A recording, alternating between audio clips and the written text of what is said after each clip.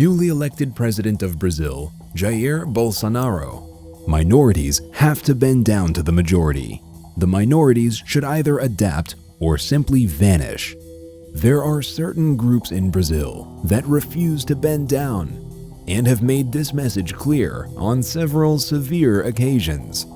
By defending their lifestyle and the land they live on, the indigenous people of Brazil also guard the so-called lungs of the planet, the Amazon rainforest. What are the plans of the elected Brazilian president? Who are these minorities that Mr. Bolsonaro also talks about? Could they really vanish, or may they eventually adapt? Before we go looking for the answers, press the subscribe and notification buttons. New exciting videos are on their way. When European colonists arrived at the region which is now known as Brazil in the 16th century, the area was inhabited by about 2,000 different types of tribes. But even after hundreds of years, Brazil's Amazon is still home to more uncontacted tribes than anywhere in the world. According to officials, there are about 100 isolated groups in this rainforest. These people totally rely on nature. It is a provider of vital resources, shelter, and a source of spiritual well-being. The dense Amazonian jungle, where the Indians live, also preserves some unique cultures, or at least limits unwanted impacts from the outside world. Although the indigenous people of Brazil have stated their desire to not be disturbed, the latest political changes in Brazil may raise threats to the lifestyle of the indigenous people to a whole new level. Newly elected president of Brazil, Jair Bolsonaro, has pledged policies to boost the country's economy. Mr. Bolsonaro's plans are closely related to the future of the Amazon rainforest. The president plans to expand nuclear and hydroelectric power into the Amazon and open indigenous lands to mining and other economic activities.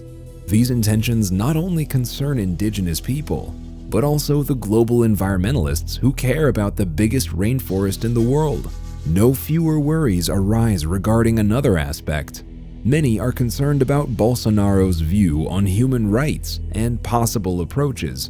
Let's get acquainted with the 3 indigenous tribes of the Brazilian Amazon who are in threat of vanishing.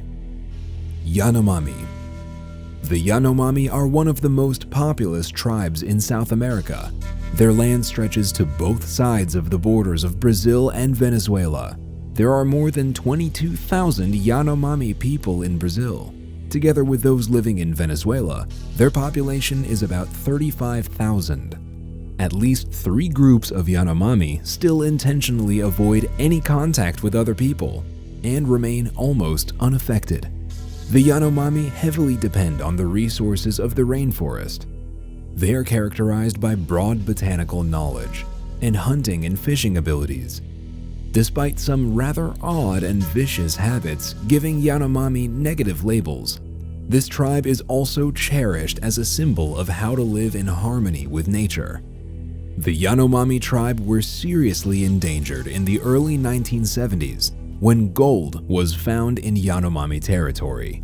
The arrival of illegal gold miners brought violence, dangerous mercury pollution, and diseases that they had no previous contact with. Violent clashes with the trespassers continue.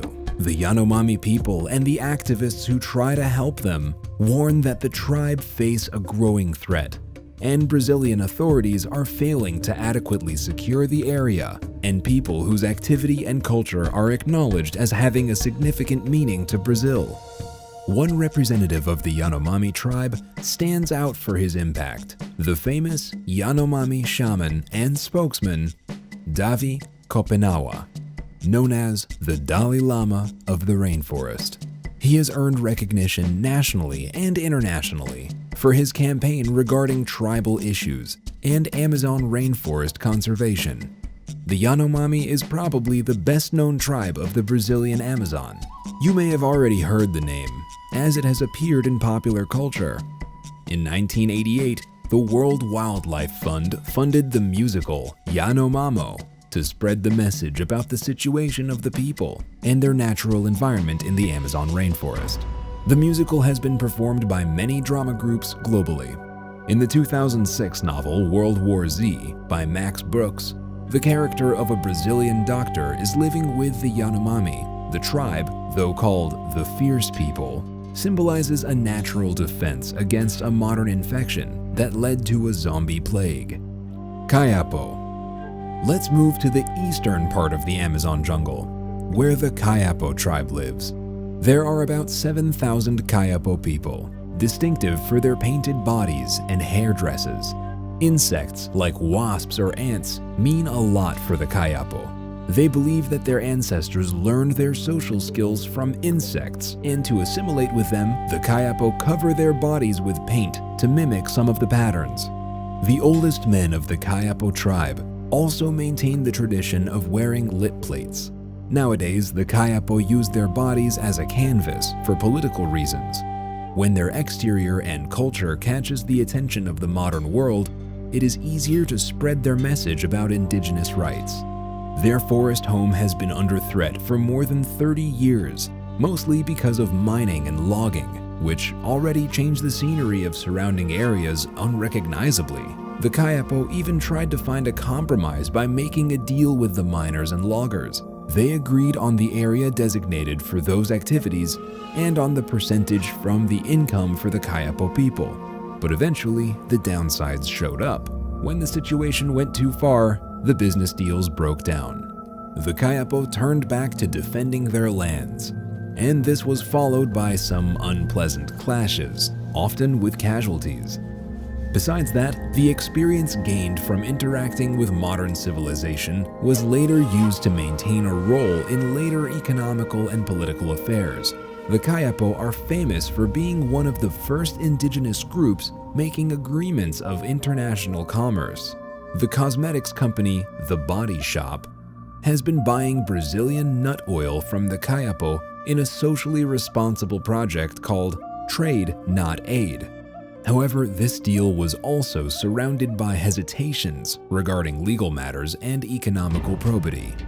One of the prevailing opinions is that people like the Kayapo shouldn't be encouraged into the market economy, but rather supported in their struggles to maintain control of their land and protect natural resources. The Kayapo do quite well in drawing worldwide attention. The most successful event was held in 1989, when a protest and a media conference took place to raise awareness about ecological and political problems of the environment and native Brazilian people. The best-known supporter of the Kayapo, rock star Sting, appeared in the demonstration and later founded a Rainforest Foundation fund. Korubo. Unlike the previously mentioned tribes who try to defend themselves publicly, there are some untouched tribes in the Brazilian Amazon jungle who are unwilling to be contacted in any way.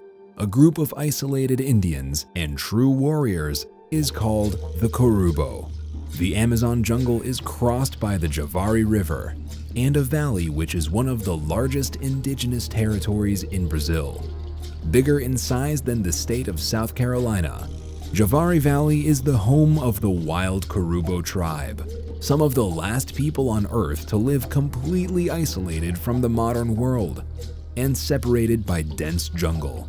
The calculations of their population vary, but around 100 Korubo Indians may now live in the jungle. The Korubo are also known as the Casiteros. Clubbers. The Korubo club is a long wooden bat, a weapon used for hunting and fighting enemies. Other hunting weapons used by the Korubo are 10-foot-long blowguns that fire poisonous darts that themselves are about 1 foot long. That's about twice as long as a standard missile from a darts game. The weapon is used by inserting the dart inside the pipe and blowing it with one's own breath. It is said that a skilled hunter can hit a monkey from a distance of about 90 feet. Since the first clashes, the Korubo have used their weapons to banish invaders from the Amazon jungle in the Javari Valley, despite suffering severe casualties themselves. The history of contact with the tribe from then on is marked with conflict and victims. Ever since the late 60s, the Korubo have defended their territory in constant clashes with trespassers like loggers, hunters, fishermen, or rubber tappers. An important twist in Korubo history happened in 1997 when the tribe divided. One group of the Korubo went into a limited peaceful contact with a government agency, while another group still hides in the jungle, thought to be one of the last tribes in the world to live in complete isolation. The uncontacted Korubo are signaling their desire to be left alone. Their decision to avoid contact may be a result of previous rough collisions and the threat to their forest home and natural resources. On the other side, not all indigenous people in Brazil see the plans of President Bolsonaro as threatening. Some indigenous people even campaigned for the right-wing candidate, claiming that the left confused poverty for culture. They believe that Mr. Bolsonaro can help them become successful entrepreneurs. Will the indigenous people of Brazil adapt, or are they and their culture now on the verge of extinction? There are concerns that Mr. Bolsonaro could shift to an authoritarian rule to implement his controversial discourse. The tensions between preserving indigenous culture and economic development are as high as ever before. Brazil is the custodian of the world's largest rainforest, and only 2% of deforestation has yet occurred inside the indigenous territory. Environmentalists consider tribes to be the best guardians of the Amazon rainforest and its biodiversity. As the wind of change is now in the air, the eyes of the world are on Brazil. How do you think this situation will develop? Share your mind in the comments. Enjoyed the video? Press the like, subscribe, and bell buttons, and let us be your partner in fighting boredom.